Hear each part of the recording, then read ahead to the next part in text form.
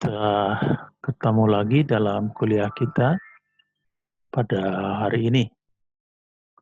Saya berharap teman-teman tetap bisa dalam keadaan semangat untuk mengikuti kuliah kita.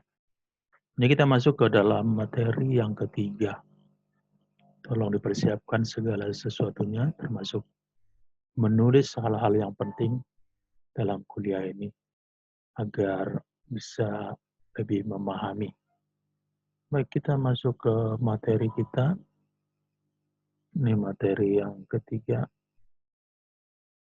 Tolong bisa juga ditonton video ini. Selain itu juga bisa membaca dari PowerPoint. Dan jangan lupa untuk di-download materi ini dari SSO karena itu sebagai bukti kehadiran teman-teman bagi akademiknya. Jadi tolong tetap download di SSO. Masalah kehadiran saya tidak bisa bantu karena nanti otomatis dari akademik mencek di SSO. Dilihatnya berapa kali download, itu dianggap hadir, tapi kalau tidak di-download, walaupun faktanya hadir, tapi karena tidak ada bukti di akademik, itu nanti dianggap menjadi tidak hadir. Kita masuk ke chapter 3, pertemuan yang ketiga ya.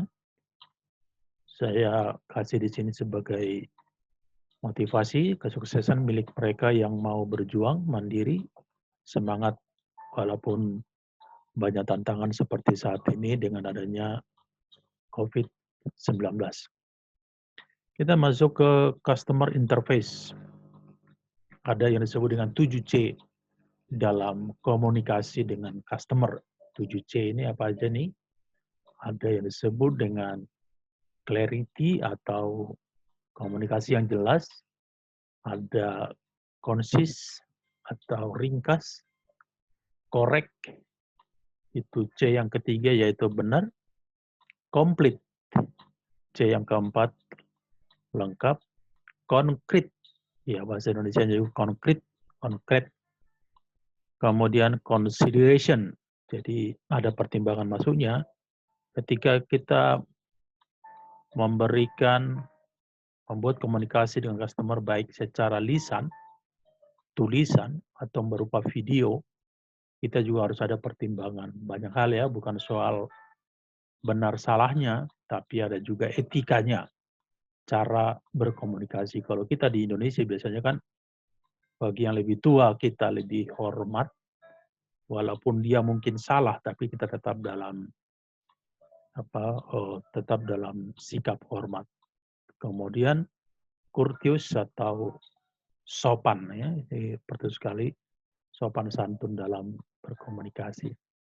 Walaupun kita benar, tapi kalau kita menyampaikan tidak santun, itu kadang-kadang tidak disukai, apalagi customer is the king ya. Customer itu sangat perlu kita hormati. Bukan kita hormati seperti di tentara gitu, bukan. Tapi kita hargai, kita dengarkan ya. Oke, kita mau jelaskan mengenai 7C ini ya, komunikasi. 7C untuk komunikasi efektif. Untuk melakukan komunikasi yang efektif terdapat 7 faktor komunikasi yang perlu diperhatikan, yang sering disebut dengan 7C atau 7C of communication. Yang pertama itu clear atau jelas ya, jangan sampai kita menerima atau memberikan message yang tidak clear, yang tidak jelas.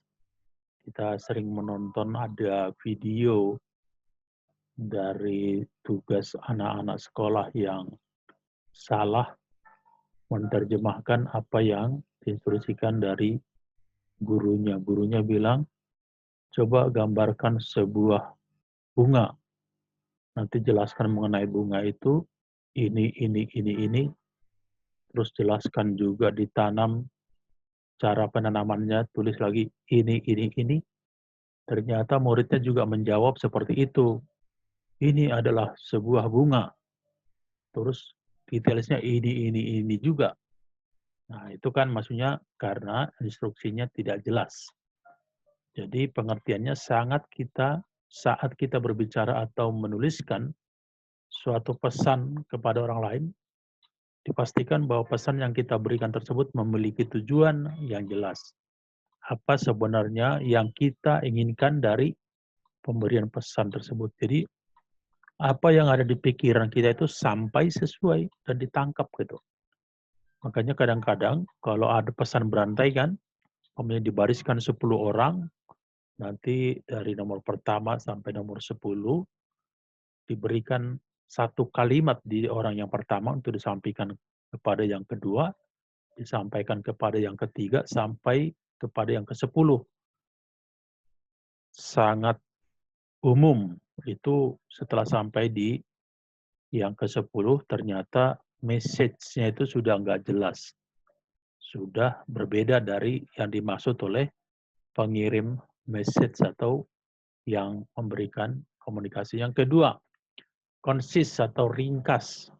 Ya, jangan terlalu bertele-tele ya, memberikan komunikasi. Kemudian daripada itu, karena ribet banget ya. Udah kemudian daripada itu lagi. Seharusnya kan bisa dibilang dan atau kemudian gitu. Di sini penjelasannya, komunikasi harus dilakukan secara ringkas, namun tetap fokus pada poin yang ingin kita sampaikan. Penyampaian pesan dengan kalimat yang berlebihan atau bertele-tele akan membingungkan pendengar ataupun pembaca terhadap maksud atau tujuan dari pesan tersebutnya. Terlalu bertele-tele gitu kan. Ada orang yang begitu kan. Terlalu banyak kata sambutan. Akhirnya orang pada ngantuk semua. Yang ketiga, konkret. Pesannya disampaikan harus konkret. Dengan demikian, pendengar atau pembaca dapat memahami dengan jelas pesan yang disampaikan tersebut secara menyeluruh, komprehensif, dan fokus pada maksud yang ingin disampaikan. Biasanya didukung dengan fakta atau data, sehingga tidak disalah tafsirkan. Kadang-kadang, waktu kita komunikasikan secara verbal, secara lisan, itu kalau disertai dengan data, itu membuat yang menerima itu bisa secara jelas dan konkret gitu karena match antara verbal dengan yang non verbal atau dengan data itu lebih gampang dipahami daripada hanya secara verbal ya. Jadi perlu memberikan tujuan atau memberikan ketika berkomunikasi itu secara konkret. Kemudian correct, benar ya. Pesan yang disampaikan harus bebas dari kesalahan tata bahasa sehingga mudah dimengerti oleh penerima pesan tersebut. Ya, kan kadang-kadang dari legato, dari nada orang tahu maksudnya apa. Seperti pernyataan kadang-kadang dari bahasa yang sama, tapi orang menerima bisa berbeda. Yang kelima, koheren. Koheren atau masuk akal, gitu ya. Masuk logika. Tapi ini agak perlu juga karena kadang-kadang logika di si A tidak logika di si B. Ya. Bisa juga karena perbedaan dari pengetahuan gitu. Komunikasi koheren adalah komunikasi yang logis atau masuk akal. Semua pesan yang disampaikan sesuai dengan topik pembicaraan utama. Tidak keluar dari rel. Tidak keluar dari topik utama. Kadang-kadang topik utamanya apa, tujuannya apa, atau yang dibahas yang lain-lain gitu ya. Itu maksudnya tidak koheren. 6. Komplit atau lengkap. Komunikasi harus lengkap. Kita harus memberikan pesan secara lengkap kepada penerima pesan tersebut. Sehingga penerima pesan mengetahui maksud dan tujuan dari pesan yang bersangkutan. Dari ketika kita kirim email, kita kirim umpamanya WA, ya, lewat WA. Itu harus jelas. Soalnya kadang-kadang mahasiswa memberikan WA kepada dosen itu bahasa anak muda kadang-kadang kita nggak terlalu bisa mengerti semuanya. OTW oke lah kita mengerti, tapi banyak kata-kata yang disingkat-singkat sehingga dosen juga tidak mengerti. Makanya dikatakan sebelum mengirimkan suatu komunikasi itu diperiksa ulang. Dilihat dulu udah benar belum. Jangan buru-buru malah salah. Ketika terjadi kesalahan nanti diulang lagi untuk menjelaskan berarti 2 kali kerja. Itu yang disebut kesia-siaan karena double job. Double. Kalau udah seperti itu sama di pekerjaan juga seperti itu. Karena tidak hati-hati akhirnya dikoreksi. Itu kan kerjaan double. Udah waktunya yang dipakai juga jadi double. Seharusnya kan bisa menyelesaikan pekerjaan. Ada orang yang seperti ini, terburu-buru tapi salah gitu. Boleh cepat, harus tetap komplit dan lengkap. Yang 7 courteous atau sopan, ya ini perlu saya bilang tadi, walaupun kakek kita salah, ya tentu kita juga harus secara sopan ya. Walaupun kita benar, tapi kalau kita sampaikan umpama secara marah-marah, galak, tidak menghormati yang lebih tua, nah itu juga tidak bisa dibenarkan. Jadi pakai kesopanan. Cuma kan sopan di Indonesia atau sopan di orang bule belum tentu sopan di sini gitu. Kami pernah pergi meeting ke Adidas. Itu yang kami temui itu orang India. Kami sudah datang pakai dasi dengan orang bule, orang Jerman. Sampai di tempat orang India tersebut di Adidas di Jalan Sudirman. Dia hanya pakai celana jeans, pakai sepatu kets, pakai kaos dan duduk lagi di atas meja. Waduh, beda ya, beda kultur gitu. Di Indonesia kalau angkat kaki itu kan nggak sopan, tapi orang bule itu biasa aja. Jadi maksud saya, sopan santun ini perlu dilihat juga dari tempatnya, ya di mana tempatnya ya. Jadi satu lokasi itu kita harus perlu pelajari bagaimana sih berkomunikasi dengan baik. Kadang-kadang beda komunikasi di Sumatera Utara dengan komunikasi daerah Sukabumi ya. Sumatera Utara kalau orang salaman itu dengan kuat itu artinya kita dekat dengan orang tersebut, salam dengan kuat. Ketika di Sukabumi kalian salam dengan kuat itu mengajak pencak silat, mengajak berantem. Jadi kadang-kadang berbeda walaupun kita sesama Melayu, sesama di Indonesia. Oke, dalam komunikasi ada kita singgung sedikit ada yang disebut dengan 7P. 7P ya, dalam marketing mix. Kita singgung sedikit di sini. Dalam bauran pemasaran ada strategi pemasaran yang dapat menentukan kesuksesan perusahaan dalam mengejar profit atau keuntungan maksimal.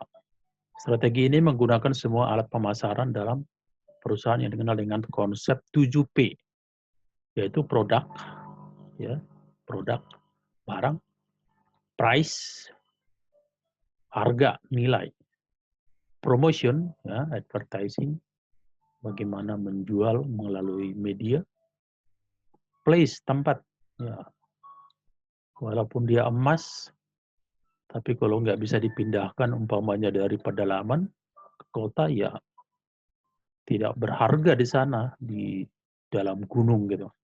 Tapi ketika dipindahkan ke Jakarta, emas bisa 1 gram sampai 1 juta lebih. Tapi kalau di sana, di tengah hutan, di gunung, tidak ada pindahnya, makanya kadang-kadang ada place, ya, tempat, tergantung tempatnya. Ada kisah bagaimana 2 orang marketing dikirim ke Afrika dulu untuk menjual sepatu Adidas. Yang pertama dikirim ke Afrika, dia pulang dia bilang, waduh, tidak bakal laku di sana Adidas. Kenapa? Karena semua orang tidak ada yang pakai sepatu, masih telanjang kaki. Terus dikirim lagi marketing yang kedua, sama menemui orang yang sama, tempat yang sama. Dia pulang dia bilang, wah ini barang kita akan laku di sana. Kenapa? Karena semua orang belum pakai sepatu. Nanti kita pasarkan di sana, sepatu kita pasti laku.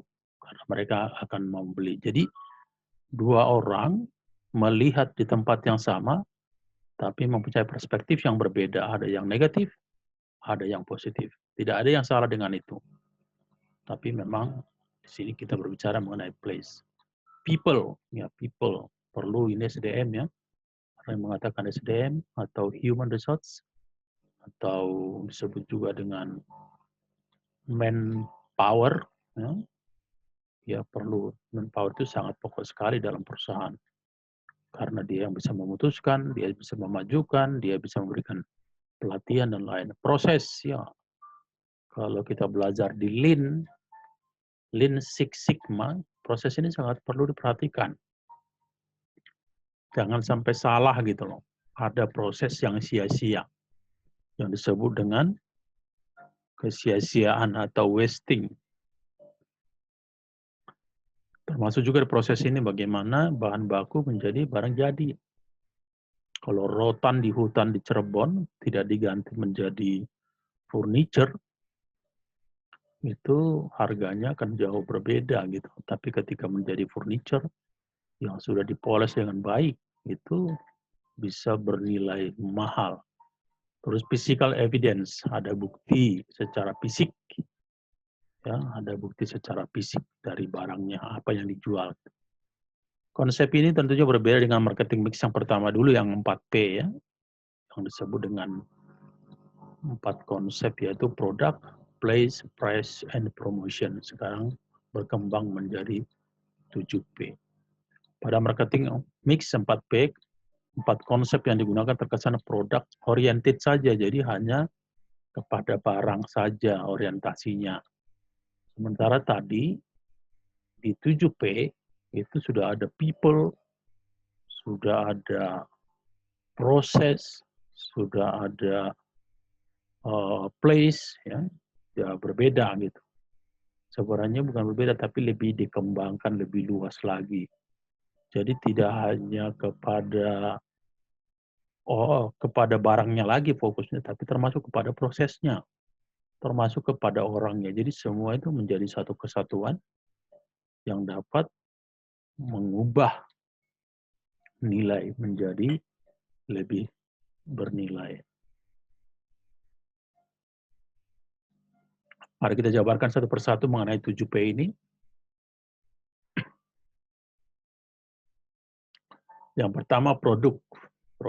Secara teori, produk merupakan segala bentuk hasil usaha yang ditawarkan ke pasar untuk digunakan atau dikonsumsi sehingga bisa memenuhi kebutuhan dan keinginan konsumen atau masyarakat. Jika ingin sukses menjalankan strategi marketing mix, harus dapat membuat dan menghasilkan produk atau jasa dengan kualitas dan keunikan sendiri. Dengan begitu, produk atau jasa tersebut secara otomatis dapat meningkatkan daya saingnya. Produk itu harus menarik, bermanfaat juga, good looking. Kemudian produk juga harus berkualitas, menghasilkan kepuasan bagi konsumen. Namanya seperti mobil ya, kelihatan bagus, walaupun mahal dibeli orang, walaupun ada juga mobil yang murah. Pakai mobil murah ke Bandung sampai juga, pakai mobil mahal ke Bandung sampai juga. Tapi orang membeli gengsi dari mobil itu. Ada value, ada nilai yang tidak dapat dilihat hanya dari secara fisik. Oke, selanjutnya harga. Harga yang dimaksud adalah sejumlah uang yang harus dibayar oleh user atau klien untuk mendapatkan produk yang ditawarkan. Dengan kata lain, seseorang akan menggunakan jasa atau membeli produk yang akan ditawarkan jika pengorbanan ditawarkan yaitu uang dan waktu. Sesuai dengan manfaatnya, ada orang yang membeli makan, sekali makan, mungkin cuma 15.000. Tapi ada orang yang sekali makan, itu bisa sampai jutaan gitu. Kan ada tempat menjadi harganya berbeda. Bahkan ada saya dengar kue coklat itu sampai harga ratusan juta. Nah ternyata ada dibuat dari emas segala macam. Jadi seperti itu ya harga. Yang ketiga tempat atau place. Konsep ini berfokus pada tempat atau lokasi di mana perusahaan berdiri. Di mana semakin strategis tempat bisnis, semakin besar juga keuntungan yang akan dapatkan perusahaan ya. Tahulah seperti McDonald. Tidak mungkin dia buat di gang-gang, di kampung-kampung, tapi dia selalu di sentral, di tempat yang strategis. Mungkin sih ada di ruko-ruko, tapi tetap di keramaian. Dia tidak jauh dari keramaian, karena itu menyangkut tempatnya.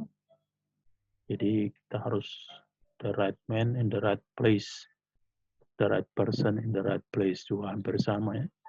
Toko yang bagus itu toko kalau ditempatkan di tempat yang bagus. Kecuali sangat unik, mungkin akan dicari. Walaupun umpamanya dia pelukis yang handal, dia mungkin buka galerinya bukan di tengah kota, tapi mungkin di pegunungan atau di tempat dia bermukim, itu akan dicari orang. Jadi berbeda ya. Tapi kalau untuk penjualan barang itu umum biasanya itu di tempat, di pasar, di jalanan yang utama, strategis sehingga dilihat orang dan mau untuk membelinya. Promotion. Strategi marketing mix ini berfokus pada masalah promosi bisnis. Bagaimana memasarkan produk, media apa yang digunakan, dan sebagainya.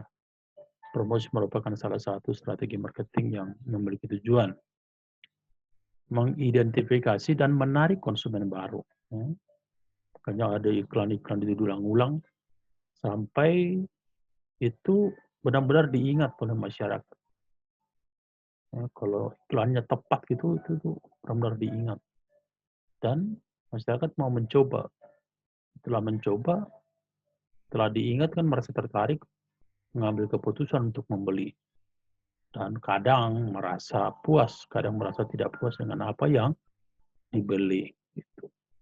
Kemudian mengkomunikasikan produk baru, meningkatkan jumlah konsumen ya. Kalau banyak konsumennya, ya tentu diharapkan banyak penjualannya. Makanya Indonesia, Cina, India merupakan pasar yang besar. Kenapa? Karena penduduknya banyak. Jadi negara-negara kuat, negara-negara besar, mana berani mereka untuk berkonfrontasi dengan kita. Kalau kita bilang, umpamanya kita tidak terima ekspornya, tidak impor dari negara itu, ya padahal kita kan penduduknya sampai 270, hampir 270 juta. Itu kan perlu makan, perlu konsumsi. Jadi itu merupakan pasar yang luar biasa. Makanya kadang-kadang Indonesia nggak usah ekspor impor juga, sesama Indonesia aja dari antar pulau itu bisa bertahan. Di luar negeri mungkin sudah resesi, kita masih belakangan resesi. Kenapa? Ada pasar domestik yang saling menjual, membeli, supply dan demand. Menginformasikan kepada konsumen tentang peningkatan kualitas produknya. Ada perbaikan produk. Makanya kadang-kadang ada mobil Pajero, terus nanti dikeluarkan lagi New Pajero, ya. New Nissan, gitu. Ada new-nya yang disebut kadang-kadang bahwa itu adalah peningkatan atau menginformasikan tentang ada produk baru. Mengajak konsumen untuk mendatangi tempat penjualan produknya, walaupun sekarang paling mengajak konsumen untuk membeli secara online ya. Paling gampang memotivasi konsumen agar memilih atau membeli sesuatu yang merayu lah istilahnya, merayu konsumen sampai dia tertarik. Yang paling bisa dirayu itu biasanya adalah kaum hawa, lebih gampang dirayu. Lihat iklan-iklan di TV itu banyak kan, bertujuan ke kaum hawa. Kemudian people atau orang, faktor sumber daya manusia sangat menentukan maju atau tidaknya sebuah perusahaan. Ya pasti, walaupun ada robot, ada komputer, ada link online, seperti itu tetap manusia memegang peran yang sangat penting.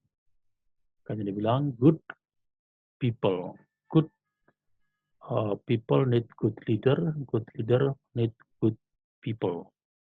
Tak dapat kita pungkiri bahwa faktor ini berperan penting dalam membuat suatu kemajuan atau bahkan kemunduran dari suatu perusahaan. Inilah mengapa berbagai perusahaan berlomba-lomba untuk mencari kandidat pekerjaan terbaik, the best. kandidat. Kadang-kadang kita ketemu kandidat kita susah mencari yang terbaik. Ada yang pintar untuk ngomong tapi nggak bisa kerja. Ada yang nggak bisa ngomong tapi kerjanya bagus. Nah, kalau bisa pintar ngomong, pintar kerja, smart, rajin, disiplin, tidak telat. Kalau bisa nggak usah dibayar. Bukan, tetap dibayar. Tidak boleh ya, tidak boleh memanfaatkan. Karena banyak perusahaan begitu ya, memanfaatkan kondisi, banyak yang kena PHK, udah mumpung dah. Diambil yang murah-murah. Oke, pertanyaan-pertanyaan terkait apakah karyawan tersebut memiliki performance tinggi atau sebaliknya. Apakah karyawan tersebut loyal atau sebaliknya. Tahu kan loyal, setia gitu loh. Apakah karyawan tersebut mampu melayani konsumen dengan baik. Ya. Karena ada tipe-tipe orang yang nggak bisa melayani, bisanya dilayani. Ada tipe-tipe orang yang susah untuk merendahkan hati. Padahal customer itu harus dilayani dengan baik. Sebaliknya akan ikut membantu kesuksesan sebuah perusahaan jasa, bukan hanya jasa ya, perusahaan lah, baik barang atau jasa di pasaran. Faktor penting lainnya dalam SDM adalah attitude. Ya, bagaimana attitude kita, motivasi dari karyawan dalam industri jasa. Attitude dapat diaplikasikan dalam berbagai bentuk. Penampilan karyawan, suara ya. Suara kadang-kadang orang Medan kan suaranya kuat-kuat ya. Galak, walaupun katanya enggak, hatinya enggak seperti itu. Ada body language BL ya. Ya dari bahasanya kan ketahuan orang kadang-kadang. Waktu kita nggak ngomong sama dia, matanya nggak pernah berani menatap kita. Kalau orang yang berbohong katanya begitu. Dia nggak berani menatap mata kita. Makanya orang-orang imigrasi sangat memperhatikan mata orang. Ketika dia nggak berani menatap kita, mungkin dia penyelundup, mungkin dia penjahat. Nah, itu bisa body language. Kan kita tahu juga kan, ada orang yang garuk-garuk kepala padahal nggak gatal karena tidak percaya diri dalam berkomunikasi. Ketika meeting, dia memperbaiki kaos kakinya melulu, tidak pede. Ekspresi wajah juga, ekspresi wajah. Tahu kalau orang India walaupun yes katanya, tapi geleng-geleng kepala, yes, yes, yes. Itu ekspresi, kalau itu memang udah kebiasaan di sana. Tapi kadang-kadang kita bilang, kamu setuju nggak? Ya, ya, ya. Sebenarnya dia nggak setuju gitu kan. Gimana menurut kamu? Ini bagus nggak? Oh, bagus, bagus. Tapi ekspresi wajahnya menyatakan bahwa dia nggak suka. Gitu. Jadi itu kita bisa lihat dari ekspresi wajah. Dari tutur kata, sedangkan motivasi akan menentukan sejauh apa karyawan ingin atau menyukai pekerjaan yang dilakukan. Ya, motivasinya harus tinggi, menyukai pekerjaan. Tampilan fisik, physical evidence, walaupun ini tidak nomor satu. Tapi perlulah tampilan fisik ya. Tampilan fisik tempat usaha akan menjelaskan bagaimana penataan bangunan dari suatu perusahaan ya. Kalau berantakan umpamanya. Tapi saya perhatikan di COVID sekarang ini, malah perusahaan-perusahaan yang di tempat yang kurang menarik, malah mereka bisa bekerja lebih leluasa daripada maunya punya kantor di Sudirman itu ditutup dalam PSBB. Tapi perusahaan-perusahaan yang di pinggir, di Marunda sana tetap aja full bekerja. Karena tidak menjadi perhatian bagi petugas barangkali. Tapi daerah Sudirman yang menjadi sentral, menjadi titik inti di Jakarta, itu sangat diperhatikan. Gitu. Jadi kadang-kadang fisik itu perlu, tapi satu saat mungkin juga fisik itu tidak terlalu perlu. Ya. Kemudian, tapi kalau orang juga seperti itu ya, ada yang kalau kita ingat fisikawan yang dari Amerika itu, siapa itu namanya, yang pintar banget, tapi fisiknya malah nggak bisa berjalan gitu. Jadi banyak seperti itu. Kalau bisa fisiknya bagus, tapi dia juga berkualitas gitu. Perusahaan tentu akan menyadari bahwa penataan bangunan suatu perusahaan tertentu akan mempengaruhi mood pengunjung.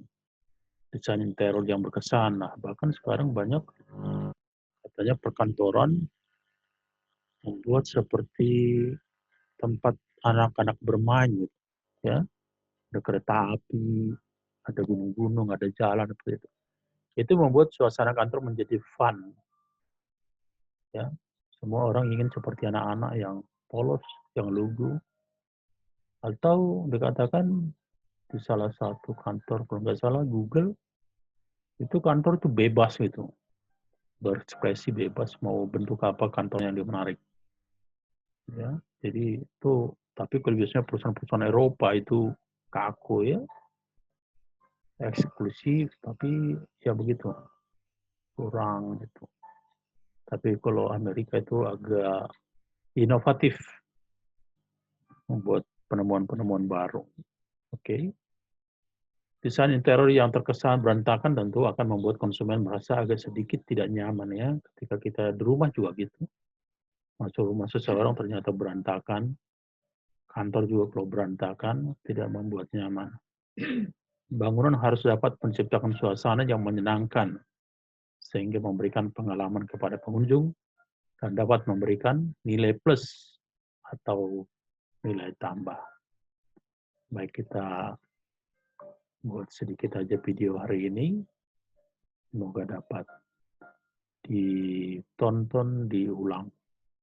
Minggu depan kita akan ada tugas yang menjadi salah satu penilaian dari itu. Tolong dibaca materi pertama sampai ketiga, diulang di rumah, videonya juga. Sehingga ketika ada tugas minggu depan dapat dikerjakan dengan baik. Terima kasih, tetap jaga kesehatan, disiplin memakai masker, mencuci tangan, dan tentu menjaga agar badan tetap fit. Terima kasih, selamat malam.